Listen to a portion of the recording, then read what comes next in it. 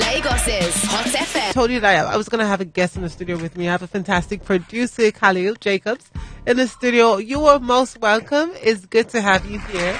It's an honor to be here with Cha-Cha, the one and only. Happy Fairy. That's right. That's right. That's right. Now, there's something about music that I want you to explain to me. First of all, welcome to Nigeria. Thank you so much. Is this your first time My here? very first time. Your first time. Okay. Now, we're going to do this. First things first. What was the first thoughts you had about Nigeria before coming? For me, it was motherland. Mm-hmm. Okay, what were you expecting? I knew it was going to be big. Yeah. I knew it was going to be crazy. Yeah. And I knew it was going to be a lot of fun. Okay, so you've had a great time. I've had an amazing time. How long have you been around? This is like, I think my 12th day here. Oh, what have you been doing? So I came for Art Miabo, which was an art festival. Yeah. And I came to show some of my photographs and the documentary film Bakoso Afrobeats of Cuba. Mm-hmm. So that was my first kind of touchdown. I got to meet other artists. Yeah. The whole arts festival was dedicated to Afrobeats and themes related to Afrobeats. Mm-hmm. So that was my first touchdown, and it was great to meet artists and to see what was happening, get a pulse of what's happening here. Yeah. And then I headed to Osun State. Ah, okay. You took very beautiful pictures, didn't you? Yes. Okay, now, Yes. What was the first Nigerian meal that you tried? Oh, for me, it's hard because I'm a vegetarian. So, you know, I had to get my jollof rice and my plantain. Mm-hmm. But, you know, I'm missing a couple meals, they're saying. Yeah, but it's all right. Don't worry. You're not really missing much. What's that one thing that when you leave Nigeria would be on your mind? What would you be thinking about? I think it's just really to demystify all the stereotypes and the misunderstanding and the misinformation that is out there about, you know, Nigeria being dangerous and it's being so many negative images. But my experience has been the complete opposite. People have been so loving, so warm, so welcoming. Right. Coming from Puerto Rico, I know that some of my ancestors come from this land. So to come home and to be welcomed in this way has been really special. Oh, I love it. What's that one thing that you were expecting or you were bracing yourself up for before you came? Was there something you were bracing yourself for? The traffic. Yeah. Oh, my God. Like, the one thing in Nigeria, what I would say about Lagos especially, is that if you don't experience Lagos traffic, you didn't come to Lagos. Oh, yeah. But yeah, don't worry. You'll get used to it if you stay here longer. No wahala. Okay. All right. So let's talk about, music for a bit.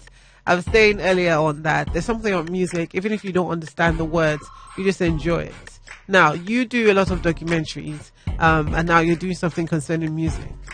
Why? What's the reason for that? Well, for me, I think it's something really personal. My father, Fantuzzi, is a musician, so I grew up sleeping next to the conga drums, and around the music is like a way of life. Right. And then the opportunity to tell the story of how Afrobeats has gotten to Cuba has been really unique because people, they think about Cuba, they think of Havana, which is the capital city. But the film takes place in Santiago, which is the opposite side of the island. It's a 15-hour car ride. Oh, wow. So it's near Haiti, near Jamaica. It's 80 to 90% people of African descent. Right. So it has a different flow, a different flavor. And so we really were excited to share how Afrobeats has gotten there, how the young people are kind of creating their own version of Afrobeats called Bakoso. Okay. And Bakoso comes from the Yoruba word O Bakoso. So it actually has a connection even in the terminology. And that those roots are profound. So by being here, I'm not only here just by myself. I'm here to represent the diaspora. I'm here to represent the people of Puerto Rico and the people of Cuba. And they're watching, right? See, social media. They know that I'm here and at Hotfm right now. Yeah. And that we're getting the word out about their music and sharing it with the rest of Nigeria. Now, before I get deeply into Bakoso, I want to know what Afrobeat is like in Cuba. I want to know how Nigerian music is where you're coming from. Now, is it the same way where you enter a store, you're hearing Afrobeat? Or has Afrobeat almost dominated your playlist in Cuba? Has it? Well, in Cuba, it actually started through the African medical students. So this, if you're leaving home, your home country, and you're going to Cuba to study medicine, what are you going to do? You have to bring something that reminds you of home. Right. So what they do is they brought their music. Right. So the homies from South Africa brought their music. The homies from Angola brought, Kuduro. The homies from Ghana brought hip life, and the homies from Nigeria brought like Niger pop, kind of before Afrobeats had kind of arrived in the tidal wave that it is now. And so the youngsters started to dance to it because they loved the rhythms, because it sounded like something that they knew, familiar, but yet different at the same time. And then some of the artists actually started to record. And so that's when we played the Bakoso track. People are going to be able to hear a little bit because it sounds similar, but it has its unique flavor. One big question is, it's like, I don't know if it's that Afrobeat is taking over, that everyone, people falling more in love with Afrobeats, that they're doing their own remakes and their remixes and they're creating their own niche. That's what I see happening. That's what it's definitely happening that way. I think it's like the way that people are moved by it. They want to find a way to connect to it. Right. And part of the way, through hip hop and through way that we, that world music travels is that people want to connect to it and find ways of making their own version of it. Right. So I think it's a form of compliment. It's a compliment, right? Yeah, First and foremost. It is actually. But what does Bakoso mean? I was moving my body, but I don't know if I'm being cursed at. I don't know what it is that I'm dancing to. No, but he's saying what's the song? muévelo, muévelo, muévelo means to move it, move it, move it. Okay. And then he's explaining that Bakoso is not like other types of music. Bakoso is an Afrobeats that is born in Cuba. Okay. So it's saying it's not a reggaeton, it's not salsa, which is the traditional music that comes from Cuba.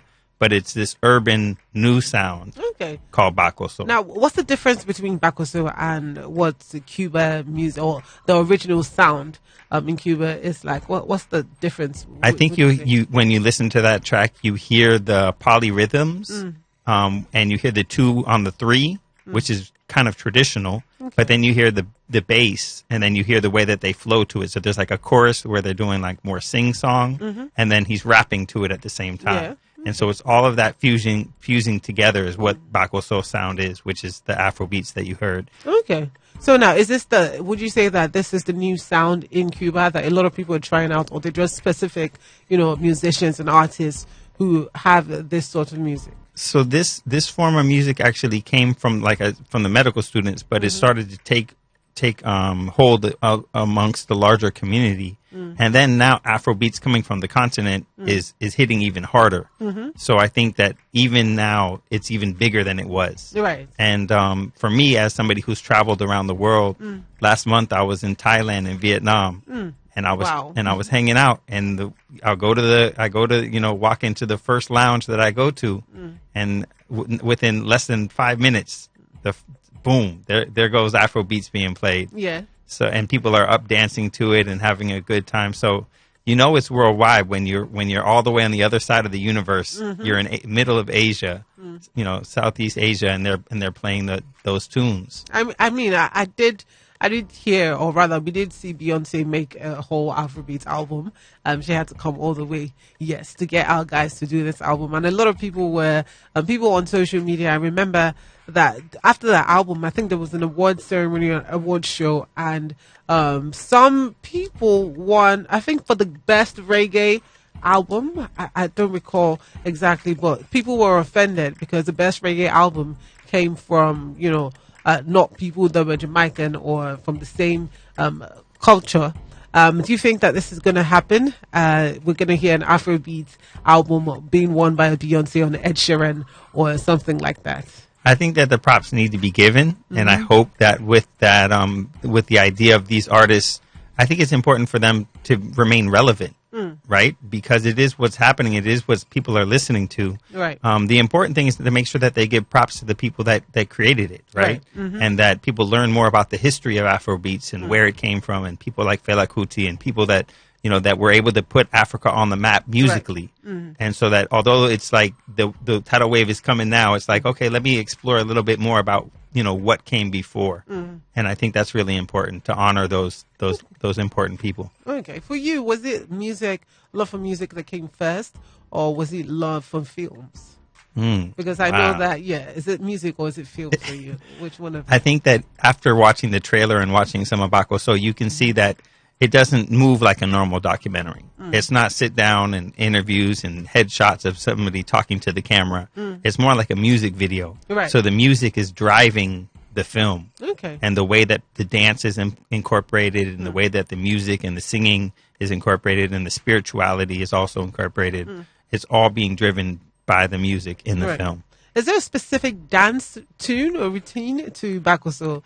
Is there something unique to Bakoso, they're just different dances? Because I know there are Afrobeat, Nigerian Afrobeat dance. There's leg walk, there's zanku, there's everything. Is there any particular, dance move to this music? The beautiful thing is that it's open for interpretation. So actually, there's a Bakoso challenge, and there's people that are from all over the world that have been sending in their videos and been hashtagging it.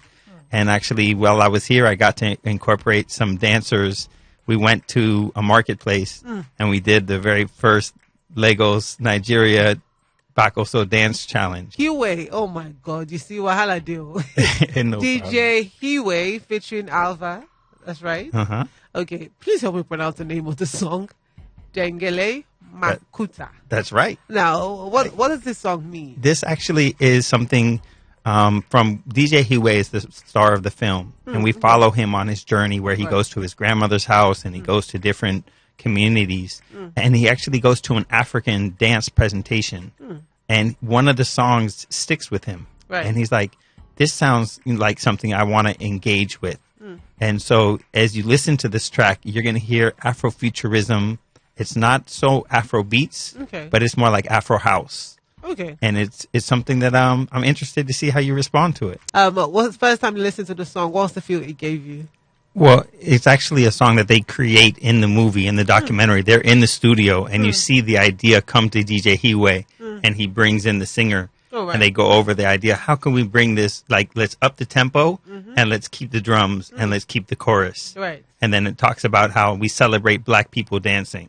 And I can picture that. Yeah. I can actually picture it. When I said my village, it's like it's a festival called Ikpe Festival. So it's something that everyone from different villages come out. It just gave me that feel of being there while the masquerades are moving about. I like it. I like the feel that I'm getting from these songs. Now, this Bakoso, yes. Is something that, do you think it's something is here to stay? It's one genre of music that, you will bet anything that it could be number one on the genres. It's moving. It's moving. It's moving. And I think that it's growing. I think the visibility that the documentary has given the genre is enabled for, somebody like me to travel all the way across the Atlantic to come to Nigeria to present the film. I've been able to present it in other countries. I presented it in Zanzibar in Tanzania. Oh, nice. Zanzibar International Film Festival. I got to present it in Ivory Coast. And so to see it come all the way home and to see people react to it, right? To see their eyes get open wide when they see the dancing, and they're like, just like you said, it comes something where you recognize it's connected to something of your essence, of who you are. And I think that's a really beautiful thing. So I think it continues to grow, and I'm excited to see that growth and how it looks and what it feels like as we get some artists from here to collaborate with some artists from Cuba, and we work on some collabos. Actually looking forward to hearing what that's going to sound like. Now, I want to know more about this documentary. How long did it take you to put together? And when did you first think about it? What was the feeling? What pushed you to say, let me put my thoughts into action? Well, for me, the film took 3 years to make. Oh, wow. Which is it wasn't a fast, like, okay, here, 2 months, we're done. It was really about the idea and the philosophy of telling stories with community instead of about community. Okay. So sometimes, somebody comes into a town or to a part of the world, they bring their production crew, they record for a month or two, and then you never see them again. We're anti the idea of extraction. Oh, wow. And we're talking about how can you make a movie with a community where they sit down side by side in the editing room, where you talk about what is the importance and the power of images and how does it represent them and how do they want to be represented. So for me, going to Cuba was a dream of mine because of its relationship to Puerto Rico. They call Cuba and Puerto Rico are two wings of the same bird. Okay. They say that, and a poet said that in Spanish. Okay. So you see a lot of similarities, and to be able to document this movement is an opportunity to put the attention of the world into the African diaspora. Did you at any point during the 3 years want to stop? Oh my God! Did you say to say, you know what, I can't do this anymore?